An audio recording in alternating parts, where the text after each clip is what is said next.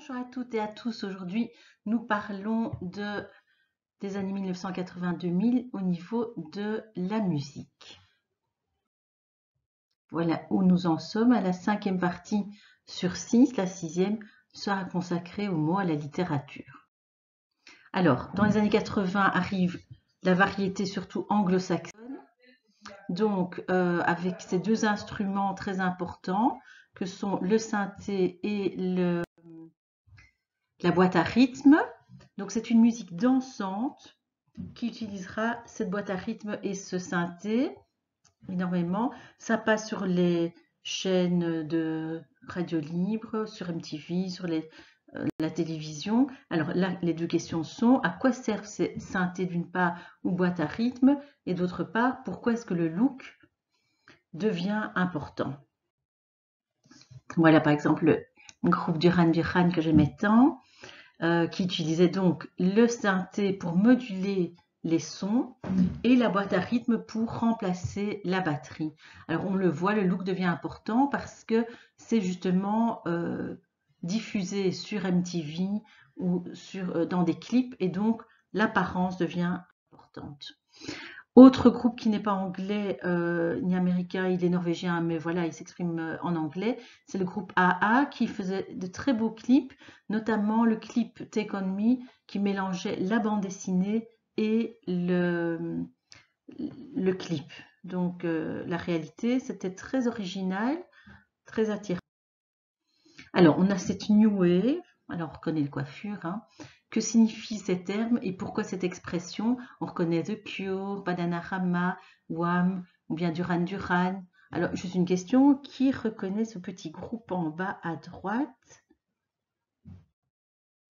Le groupe s'appelle Dépêche Mode, c'est le nom d'une revue de mode, d'où l'importance, on voit bien, de l'apparence. Alors, New Wave signifie nouvelle vague, il s'inspire du cinéma français, de la nouvelle vague qui va inspirer le nouveau roman. Et ils utilisent donc ces sons électroniques diffusés sur MTV notamment. En France, on a par exemple Indochine, aussi tout ébouriffé, avec l'Aventurier et leur synthé, ou Étienne Dao. On le voit aussi devant toutes ces boîtes à rythme. En Belgique, on a par exemple Tu es Belgen avec Lena. C'était une chanson extrêmement connue. Là aussi, on reconnaît l'apparence. En Amérique, on a par exemple des chanteurs tels que Christopher Cross ou Michael Jackson ou Madonna ou Toto. En France, une variété un peu plus classique avec Jean-Jacques Goldman ou bien Philippe Cataldo qui était très connu, Mylène Farmer, Gold, le groupe Gold ou le groupe Rita Mitsuko. Ça peut arriver aussi ça peut dévier vers la chanson engagée avec Balavoine, Goldman ou bien Michel Berger. On se souvient de Pour la femme veuve qui s'éveille de Balavoine, ou bien Envole-moi de Jean-Jacques Goldman, ou bien la chanson des Restos du Cœur que nous avons déjà évoquée. Contre aussi le racisme, Balavoine qui s'oppose au racisme dans l'Aziza, ou bien pour soutenir la cause des femmes avec Dieu que c'est beau. Parallèlement à cette variété, assez classique finalement, nous avons une nouvelle culture underground, comme on avait pour le visuel. On a ici la danse, le hip-hop qui apparaît en France. Ça s'inspire des États-Unis avec une émission HIP-HOP avec un petit jeu de mots que je vous demande de regarder. Donc il y a un petit reportage comment le rap est arrivé à la télévision française. Ça dure 8 minutes, c'est intéressant. Vous pourrez donc répondre aux 3 questions. Pourquoi Sydney est-il particulier? D'après Montagnier, qui est un chanteur très connu, qu'a apporté le hip-hop en France et quel était le slogan de Sydney? Voilà, Sydney, c'était le premier présentateur noir à la télévision française. Son slogan était « Tu le peux », c'était de faire des gestes particuliers.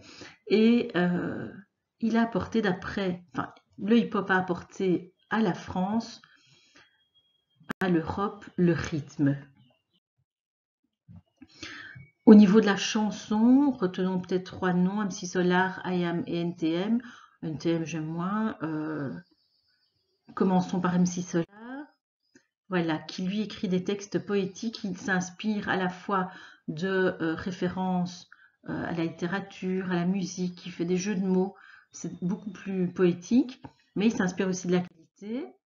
Ici, par exemple, avec... non, ici, c'est pas vraiment l'actualité, c'est plutôt intemporel avec Caroline. Je vous demande à quoi l'amour est-il comparé?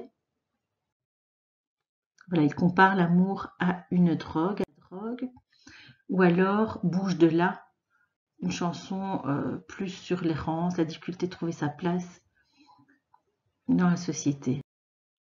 IAM, lui, c'est un groupe marseillais un peu plus agressif. Alors, je vous demande quel est le thème de la chanson Né sous la même étoile. Voilà, c'est l'injustice sociale qui donc révoltait IAM. Donc, on voit que tout doucement, ce rap a une tendance engagée politique.